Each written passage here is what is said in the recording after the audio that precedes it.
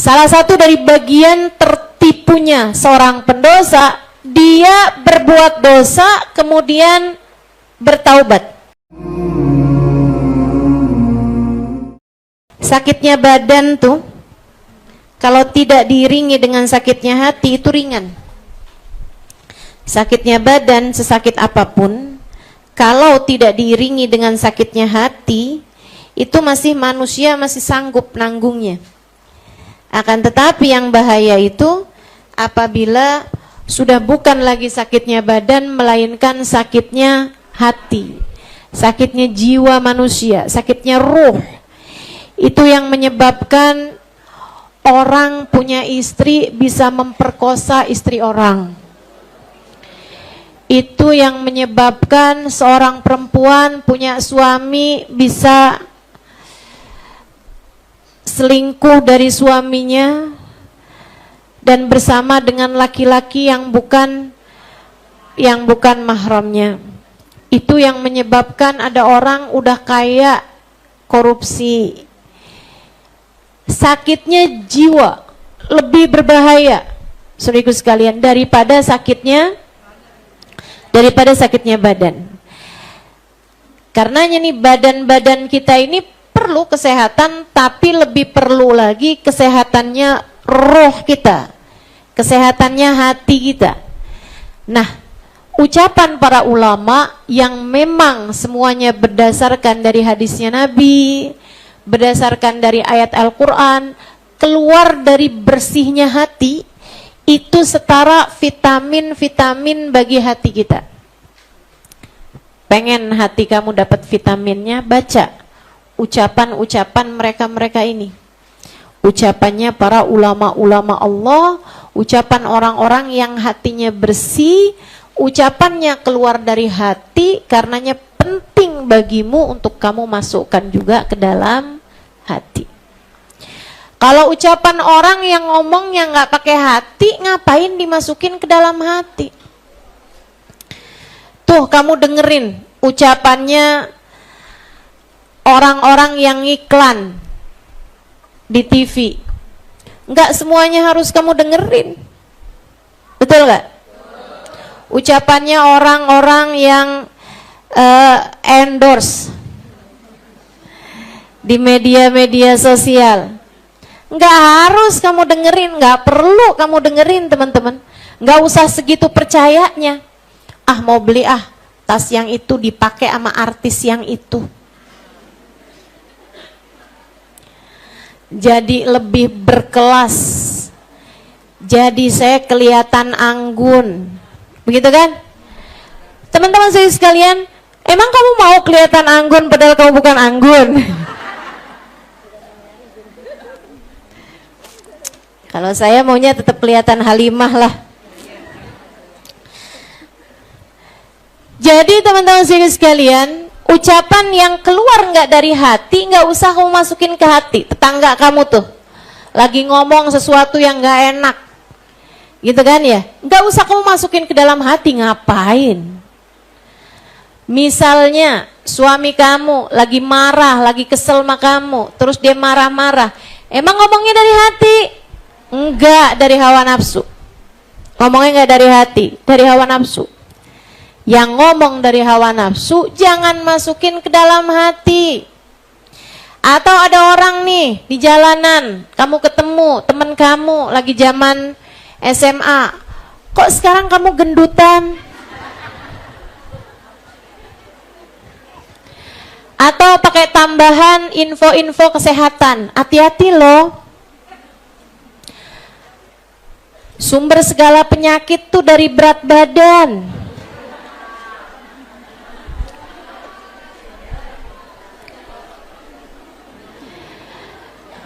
Kok kamu sekarang kurusan?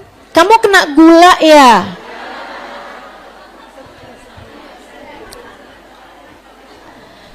Ya Allah, udah deh.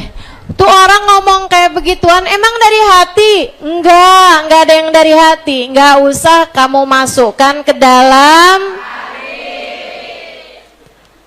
Ada ucapan yang kamu perlu masukkan ke dalam hati nih, ucapan-ucapan dari para ulama-ulamanya Allah, menulis dari hati, mengajar dari hati, ilmunya pakai hati, nggak pakai ada keikutsertaan hawa nafsu di dalam ilmu mereka pada apa yang mereka sampaikan. Karenanya perlu untuk kita masukkan ke dalam hati kita. Semoga jadi obat semuanya insya Allah. Jadi vitamin yang menguatkan hati kita insya Allah. Kata beliau, wa min amthali ghururil usah, salah satu dari tertipunya ahli maksiat. Ini kita nih pendosa nih.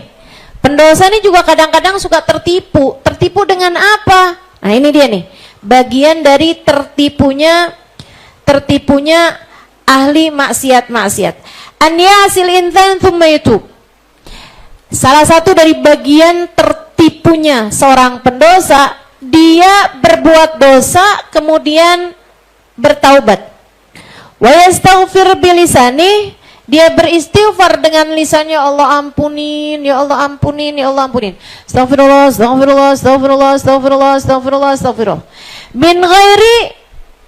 Min ghairi ma'rifah bi syara'it taubah wa tahqiqika, tanpa mengetahui syarat-syaratnya taubat dan tanpa melaksanakan, mempraktekkan syarat-syaratnya taubat tersebut. Hummayadun binafsihi annahu qattab wa qad ghafarallahu lah. Kemudian dia menyangka di dalam dirinya, saya udah taubat kok, saya udah diampuni sama Allah kok, gitu. Misalnya nih, lagi putus cinta, terus dia tuh, iya nih saya diputusin cinta nih karena saya nih ngerjain dosa nih, yaitu dosanya pacaran. Astagfirullah, astagfirullah, astagfirullah, astagfirullah, astagfirullah, astagfirullah. Dalam hati, kalau ada yang deketin lebih cakep, ya nggak apa-apa kali. Kalau ada yang deketin kelihatannya lebih soleh, nggak apa-apa kali. Kan saya juga bukan asal pacaran, saya kan juga mau nyari jodoh, gitu. Jadi ada orang-orang yang berbuat dosa kemudian bertaubat dengan lisannya, tanpa ada praktek dari dalam hatinya, kesungguh-sungguhan menyesali perbuatan dosanya, dan dia nyangkain udah kelar lah, yang penting kan udah istighfar, yang penting udah taubat, udah diampuni sama Allah, gitu. Jadi gitu, itu tertipu tuh. Tertipunya orang yang merasa bahwa dia asalkan udah istighfar udah diampuni sama Allah SWT, padahal enggak gitu. Jadi tertipunya orang yang ahli maksiat nomor satu adalah seringnya dia berbuat dosa terus istighfar dengan lisan, nggak pakai tahu syarat-syaratnya taubat tuh apa. Apa sih syaratnya taubat? Taubat tuh ada 3 syarat. Kalau dia tidak berkait dengan hak orang, dan ada 4 syarat kalau dia berkait sama hak orang. Kalau dia dosanya antara dia sama Allah, antara dia sama Allah tuh dosa apa? Dosa yang, maaf nih ya, zina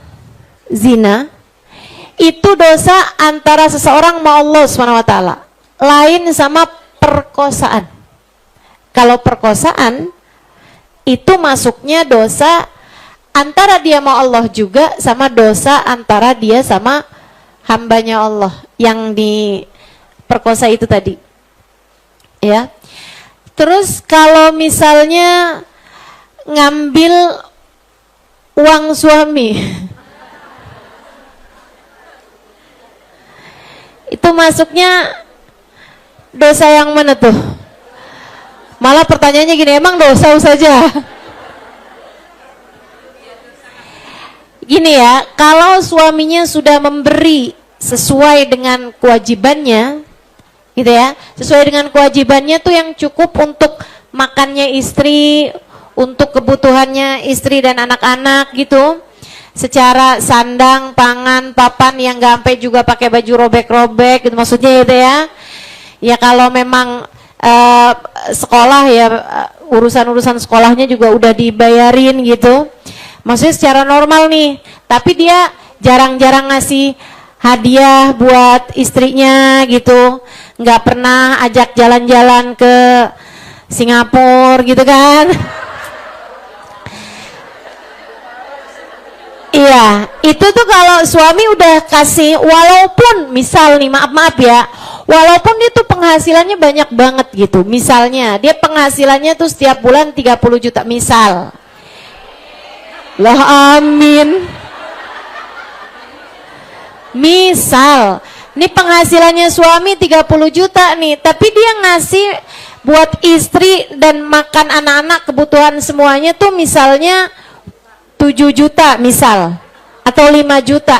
Tapi udah ini sih, udah cukup sih sebenarnya dengan 5 juta itu. Itu teman-teman sekalian, haram hukumnya istri ngambil uangnya suami. Lah katanya penonton kecewa.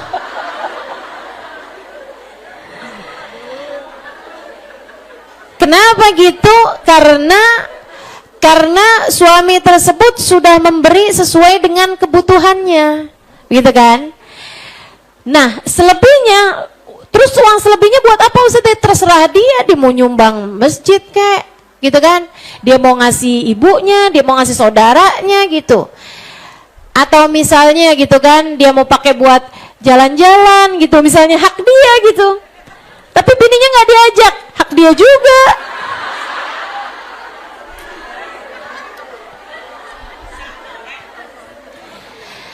Maksudnya itu kan tapi nggak ngurangin haknya gitu ya. Ini saya bicara hukum nih. Sebaliknya, kalau misalnya nih ada suami gitu kan, kebutuhan istri dan anak-anaknya itu secara rata-ratanya buat kehidupan mapan itu misalnya gitu ya, misalnya yang secara normalnya itu semuanya nih pengeluaran apa ini semua dengan keadaan yang biasa-biasa misalnya 3 juta. Nah dia nih misalnya punya pendapatan 4 juta, 1 jutanya nggak dia kasihin. Atau misalnya nih dia pengeluaran istrinya nih mestinya nih normal 3 juta ya buat urusan rumah ini apa segala macam. Nah dia punya penghasilan misalnya 4 juta, dia cuma ngasih 2,5 juta misalnya, membuat istrinya itu kesulitan karena yang 500 dari mana gitu. Nah kalau kayak begini nih, misal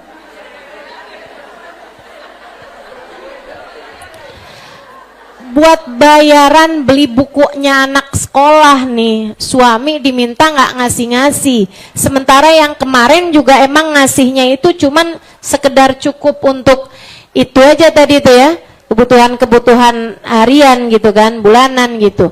Maka istri tersebut diperkenankan mengambil hanya seukuran kebutuhannya saja.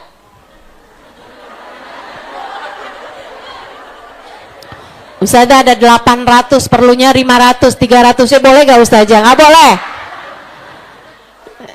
Nggak boleh. Begitu ya. Nah kalau misalnya istri tersebut ngambil uangnya suami, yang istri tersebut sudah terpenuhi, sekali lagi ya, udah terpenuhi, kemudian dia ngambil uangnya suami, termasuk dosanya dosa antara dia sama Allah atau dosa antara dia sama suami? Dua-duanya. Semua dosa antara kamu sama manusia pasti juga merupakan bagian dari dosa antara kamu sama Allah. Jadi ini dibagi dua ya, untuk persyaratan taubat. Kalau dosanya antara kamu sama Allah, misalnya dosa memandang yang haram, nggak nyakitin orangnya sih, cuman yang lihat yang haram, entah itu tontonan haram, entah itu dengan dia ngelihat cowok yang bukan mahramnya gitu kan, dengan pandangan rasa suka teman-teman, dengan pandangan naksir gitu ya, atau kamu mempertontonkan aurat, kamu memang mempertontonkan aurat misalnya, nah itu kan nggak ada yang tersakiti juga gitu ya, kecuali kalau kamu adalah seorang istri dan suami kamu marah dengan hal tersebut, kamu diam-diam gitu kan, pertontonkan aurat kamu di belakang rumah sambil jemur baju. Ada tetangga belakang rumah lagi nge-gym, terus kamu caper sama dia gitu kan, terus kamu buka-buka kerudung, kibas-kibas rambut. Kalau kamu tahu suami kamu marah kalau kamu ngerjain itu, berarti dosanya antara kamu sama Allah juga, tapi antara kamu sama suami juga. Tapi kalau misalnya nih, malahan sebenarnya suami itu nggak terlalu peduli misal, atau kan ada juga tuh suaminya yang malah kamu nggak usah pakai kerudung deh gitu. Tapi sebenarnya kamu yang pakai kerudung, cuman nih sama cowok belakang rumah nih kayaknya rada caper gitu kan. Nah itu berarti dosanya antara kamu sama Allah Subhanahu wa taala saja. Gitu kan? Jadi jelas ya, dosa yang antara kamu sama Allah aja dengan dosa antara kamu sama manusia. Misalnya kamu makan makanan haram, duitnya sih kamu pakai dari duit halal, tapi kamu beli makanan yang memang makanan yang nggak halal gitu. Mau coba-coba kayak apa sih rasanya B2 panggang misal, begitu ya. Kamu coba-coba gitu misalnya gitu, minuman merah itu yang ada ininya, kamu udah tahu tuh memabukkan gitu kan. Coba-coba deh rasanya kayak apa. Itu hukumnya dosa. Dosa antara kamu sama Allah apa antara kamu sama hamba-hamba Allah? Antara kamu sama Allah. Tapi makan uang rakyat,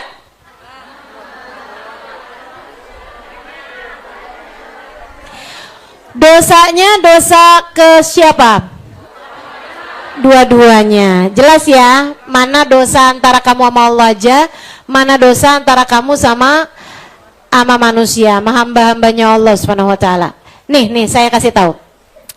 Kalau kamu suudzon sama orang, suudzon, berburuk sangka sama orang, nih kayaknya cewek nggak baik nih. Nih kayaknya cewek suka gonta-ganti pasangan nih kayaknya dia rada. Dalam hati doang. Dosanya antara kamu sama siapa?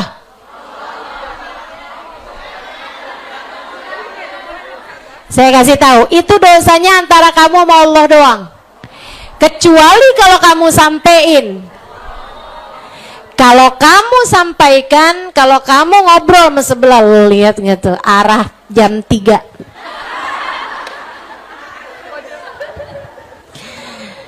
Arah jam 3, lu jangan noleh arah jam 3, arah jam 3.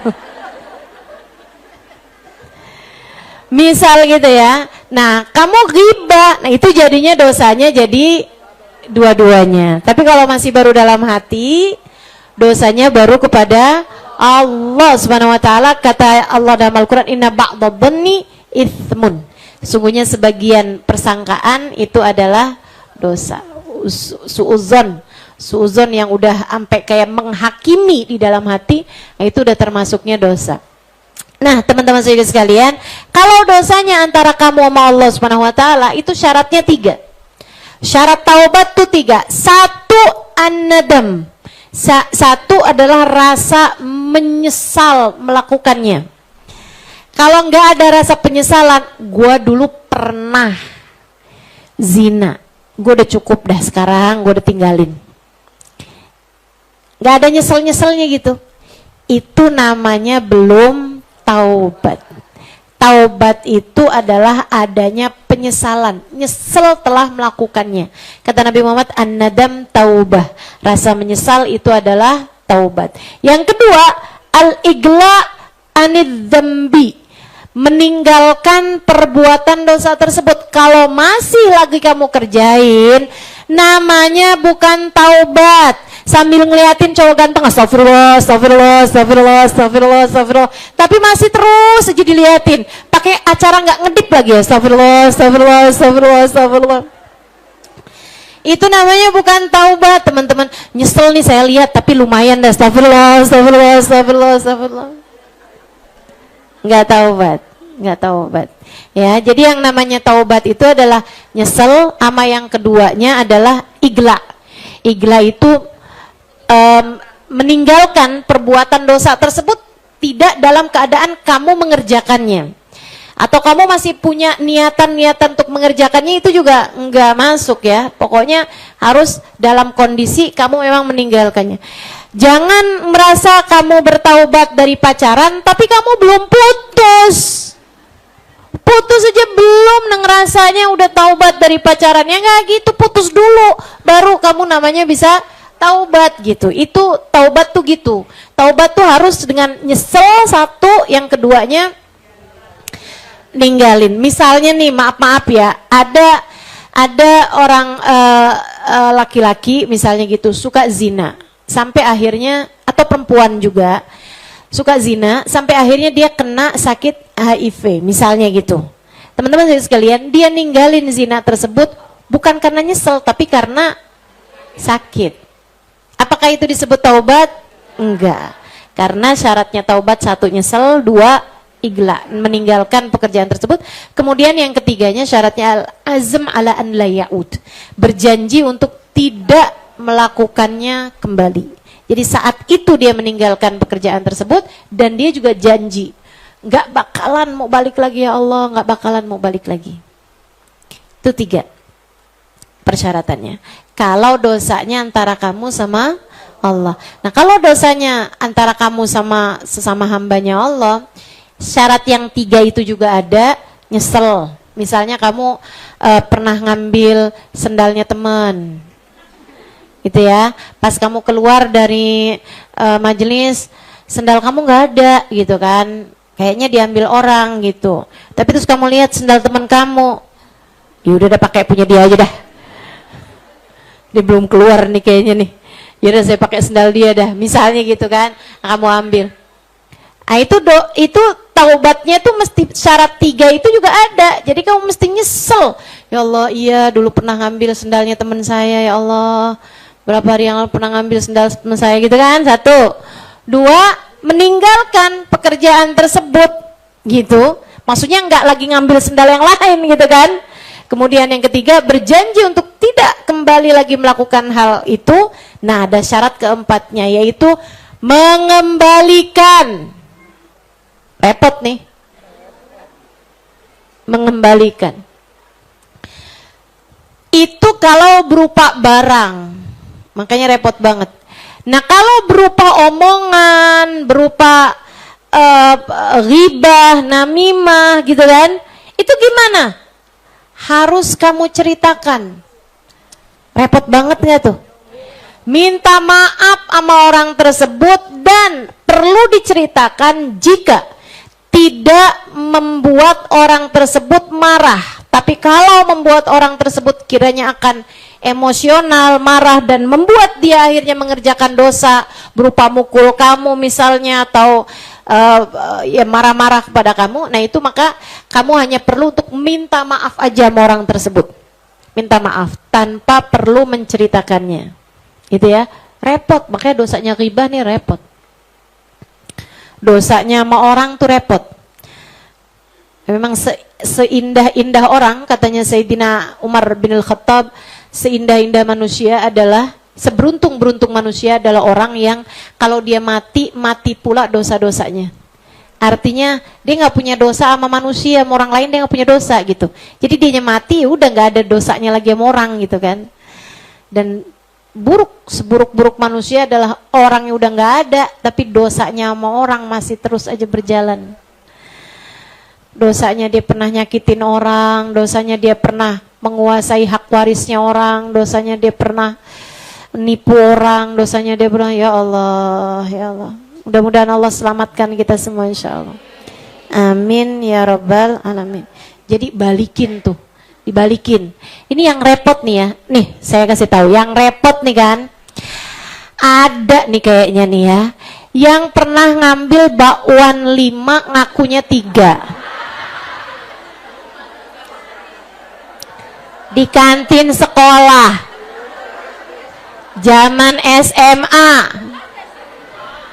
zaman SMP, SMA nih kayaknya. Pernah Ustazah zaman SD belum balik.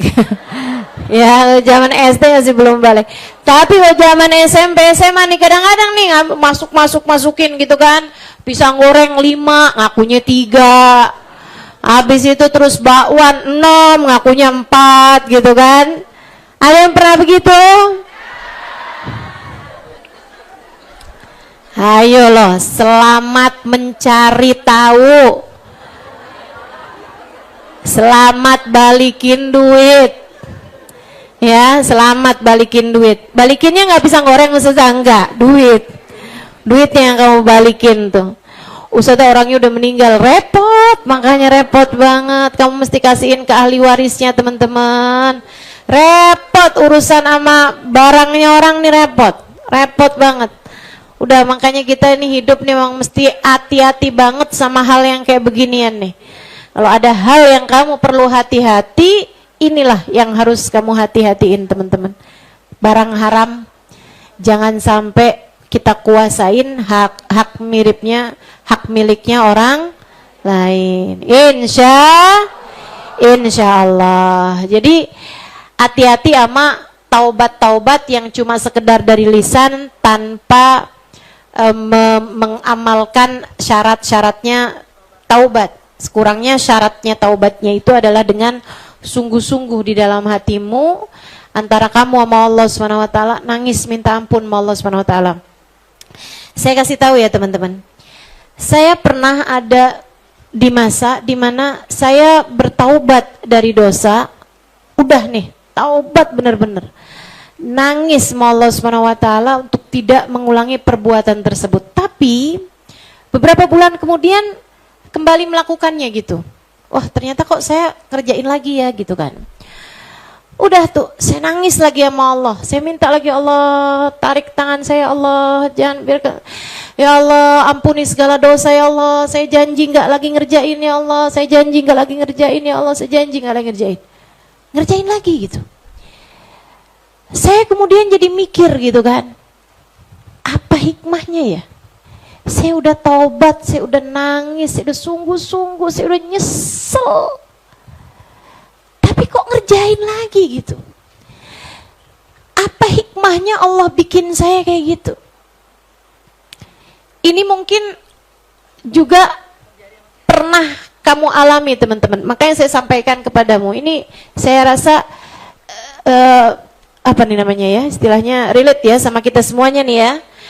Kamu mungkin juga pernah pada titik seperti itu. Kamu berdosa, kamu merasa berbuat dosa, kamu bertaubat pada Allah SWT dengan linangan air mata. Saya harap semuanya pernah mengerjakan itu gitu. Saya jangan sampai ada di antaramu kamu kerjain dosa, kamu biarin aja tanpa pernah sungguh-sungguh kamu taubatin pada Allah SWT. Ini saya ceritain, yang udah ditaubatin aja balik lagi loh. Udah ditaubatin, udah sungguh-sungguh nangis sama Allah, ya Allah jangan ya Allah, jangan ya Allah, saya takut ya Allah, saya takut ya Allah. Ya Allah, saya bertaubat kepadamu, ampuni dosa-dosa saya ya Allah, ampuni dosa-dosa saya ya Allah. Dengan linangan air mata saya minta pada Allah SWT. Saya bilang, ya Allah saya janji gak akan lagi mengerjakannya ya Allah, saya janji gak akan lagi mengerjakannya. Berbulan kemudian kembali melakukannya. Sampai kemudian saya ngerti bahwa ketika kita bertaubat, kita tuh sering kali, betul memang persyaratan-persyaratan taubat tuh kita penuhi, tapi ada satu yang kita lupa. La haula wala quwata illa billah. Nggak ada kekuatan menghindarkanmu dari bahaya, nggak ada kekuatan mendatangkan kepadamu kebaikan kecuali semua dari Allah. Saya jadinya ngerasa bahwa ucapan saya, ya Allah, saya janji nggak akan melakukannya. Itu saya pikir-pikir lagi adalah ada semacam dari diri saya ya, ada semacam kesombongan bahwa kita bisa meninggalkannya. Karenanya saya ganti dengan linangan air mata. Saya memohon pada Allah SWT, ya Allah, saya tidak dapat meninggalkannya kecuali jika Engkau menyelamatkan saya darinya. Karenanya saya mohon padamu, ya Allah, selamatkan saya dari dosa yang ini dan selamatkan saya pula dari dosa-dosa yang lainnya, ya Allah. Bebaskan saya ya Allah dari apapun yang dapat membuatmu murka pada saya ya Allah. Selamatkan saya Allah, selamatkan saya. Selamatkan saya. Tarik jalan saya menujumu ya Allah. Jangan biarkan saya dikuasai hawa nafsu untuk terus-terusan mengerjakan dosa ini ya Allah. Saya mohon padamu. Habis itu saya bilang, ya Allah, syafaatkan Nabi Muhammad untuk saya. Bukankah Nabi Muhammad dari dulu selalu memohonkan ampunan bagi umatnya? Saya mohon padamu ya Allah, ampunan yang kau berikan kepada Nabi Muhammad. Indahnya doa-doa permohonan ampunan Nabi Muhammad kepada umatnya, untuk umatnya kepadamu ya Allah. Jadikan saya salah satu yang mendapatkannya. Subhanallah. Saya merasa kemudian mudah-mudahan seterusnya Allah bebaskan dari dosa-dosa itu. Cobain. Taubat yang sungguh-sungguh. Taubat yang sungguh-sungguh. Kalau Allah mau nyiksa kita dari dosa, kita gak ada yang selamat teman-teman. Gak ada yang selamat. Itu tadi ya, yang sudah taubat aja bisa balik lagi. Yang udah taubat pun belum tentu diterima. Tapi memang ciri terdekatnya taubat diterima adalah kamu dikasih hidayah, inayah Allah untuk meninggalkan dosa tersebut. Jadi gampang ninggalinnya gitu. Jadi tambah dekat sama kebaikan gitu. Itu ciri Allah Subhanahu wa taala telah menerima taubatmu itu. Mudah-mudahan Allah selamatkan kita semua. Amin ya rabbal alamin. Amin ya rabbal alamin. Wa minha an yukthirul ma'asi wa yusir 'alaiha. Salah satu dari tertipunya ahli maksiat adalah dia banyak dosanya nih, banyak dosanya. Wa yusir 'alaiha, terus-terusan ngerjain dosa. Wa yuqassir fil wajibat, dan dia juga ngerjain yang wajib-wajib aja gitu. Udahlah dia cuma ngerjain sholat tuh yang wajib-wajib aja, subuh, duhur, asar, maghrib, isya.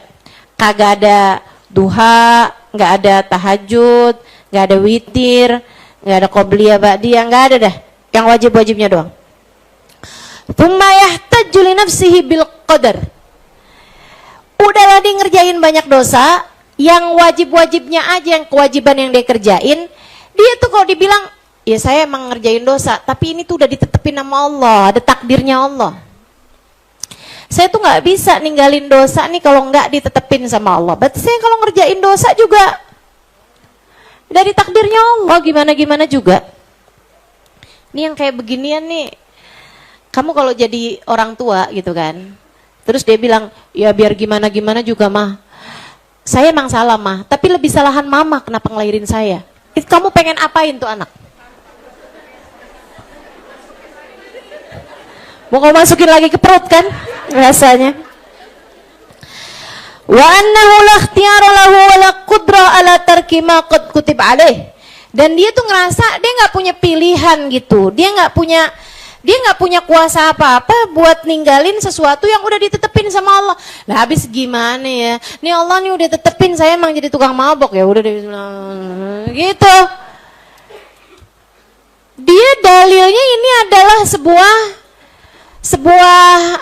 takdir gitu. Jadi dia nih ya ngeliatin laki-laki dengan pandangan syahwat. Kamu kok ngeliatin laki-laki? Habis sih gimana ya? Matanya tuh emang kayak ke situ gitu. Kayak ini kan udah ditetepin sama Allah kan, kita udah dikasih mata sama Allah, ya enggak? Terus dikasih nih cowok ganteng lewat depan kita, ya kamu bazir kok kita ngeliat. Terus juga kan emang takdir nih, nggak ada yang kebetulan loh. Ininya dia yang lewat di sini kan emang udah takdirnya kan. Berarti ya udah emang takdir nih kita hari ini ngelihat dia gitu. Ganteng banget ya. Astagfirullah. Itu mayahtaju li nafsi bil qadar wa annahu la ikhtiyara lahu wa la qudrah ala tarki ma qad kutiba alaih wa hadza ghururun 'adzim, dan ini adalah tertipu yang sangat besar. Wal qail bihi mubtadi', orang yang berkata yang seperti ini adalah pelaku bid'ah. Nih kamu nih yang suka bilang-bilangin ini itu bid'ah, baca tahlil bid'ah, baca maulid bid'ah. Pelaku bid'ah yang sebenarnya adalah Imamul Haddad. Menurut Imamul Haddad bilang, Imamul Haddad yang bilang, pelaku bid'ah yang sebenarnya adalah ngerjain dosa kemudian beralasan bahwa ini adalah takdir Allah buat saya. Kamu ngerjain bid'ah. Omongan kamu tuh bid'ah. Omongan yang sebenarnya mestinya yang kayak gimana Ustazah? Yang diajarin sama Nabi Muhammad. Kata Nabi Muhammad, abu'u laka bi ni'matika alayya wa abu'u bi dzambi faghfirli fa innahu la yaghfiru dzunuba illa anta. Ya Allah, Engkau datang dengan bergunung-gunung kenikmatan padaku. Maafkan aku yang datang padamu dengan bergunung-gunung dosa. Faghfirli, ampunilah dosaku ya Allah. Tak ada yang dapat mengampuninya kecuali Engkau. Itu baru benar. Segitunya Nabi Muhammad loh yang ngomong. Yang gak punya dosa loh yang ngomong. Kayak gitu mestinya, itu ucapan baru sunnah. Nah kalau kamu ngerjain dosa kemudian kamu bilang abisnya gimana ya, saya kan nggak bisa tuh ngindarin, emang saya tuh orangnya kayak beginian nih, saya tuh nggak kuat ninggalinnya ya, abis gimana, udah takdirnya Allah, Allah loh yang bikin loh, Allah loh. Kan saya punya hati kan juga dari Allah, saya punya abisnya ya. Kalau pacaran itu haram, kenapa Allah kasih di dalam dada saya cinta yang begitu besar kepada orang tersebut?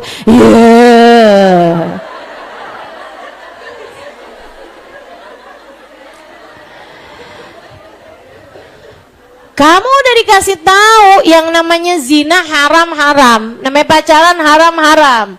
Kemudian kamu berdalih dengan alasan bahwa rasa itu begitu besar dalam hati saya tidak mampu untuk menguasainya. Teman-teman saudaraku sekalian yang saya muliakan, ucapan yang kayak beginian namanya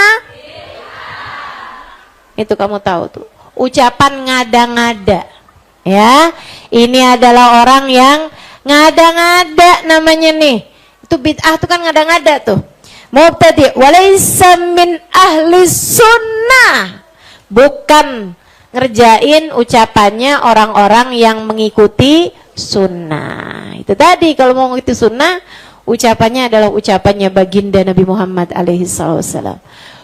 Jangankan urusan dosa, ini saya kasih tahu teman-teman, jangankan urusan dosa ya, yang memang kita yang punya ikhtiar buat milih, betul nggak? Nih ya, ada pandangan haram, ada tontonan haram, ada pemandangan haram. Kamu punya pilihan nggak untuk nutup mata? Punya. Kamu punya pilihan nggak buat tutup televisi atau tutup HP kamu? Punya. Kamu punya. Segitunya aja. Segitunya aja.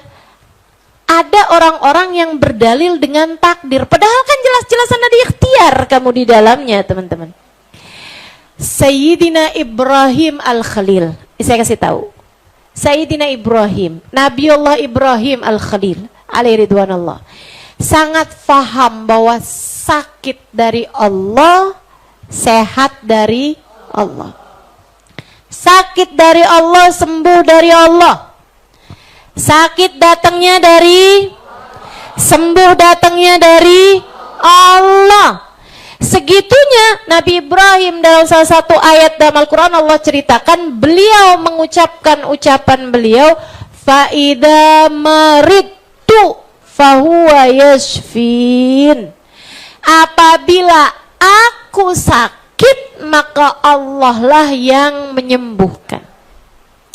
Padahal sakit dari Allah, sembuh dari Allah. Tapi adabnya Nabi Allah Ibrahim, beliau menisbatkan yang jelek-jelek pada dirinya, menisbatkan yang bagus-bagus pada Allah Subhanahu wa ta'ala. Begitu kan? Sehingga sekalian saya bilang, Ustazah tunggu dulu, yang tadi nih Ustazah bilang nih, ternyata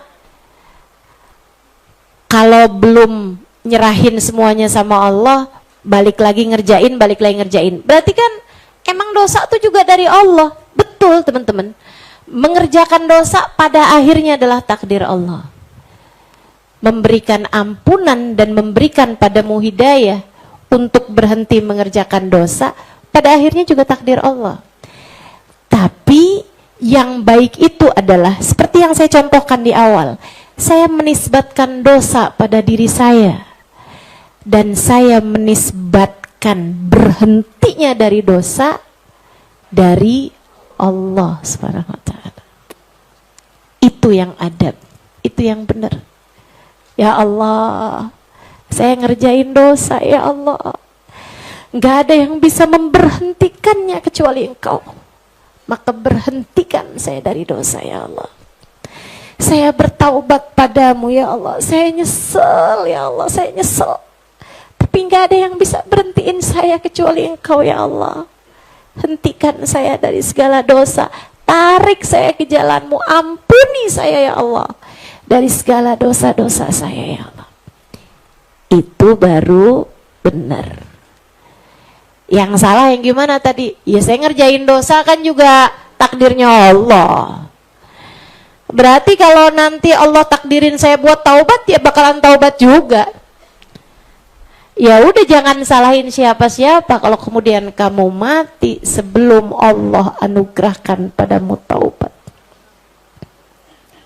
Mau apa kamu? Gitu kan? Nanti di akhirat pas dimasukin ke dalam neraka, kamu bisa bilang, ya mau gimana lagi, takdirnya Allah. Pas kamu di dalam kuburan disiksa sama malaikat, ya habis mau gimana lagi, takdirnya emang kayak begini, ya bisa kamu kayak begitu? Kan enggak.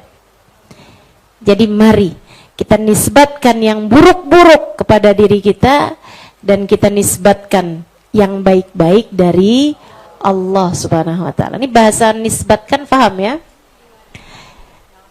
Apa sih itu? Kita gantungkan yang jelek-jelek tuh dari kita, bukan gantungkan ya. Yang jelek-jelek tuh dari kita gitu. Yang baik-baik dari Allah Subhanahu wa ta'ala. Begitu ya. Mudah-mudahan kita semuanya jadi ahli-ahli sunnah.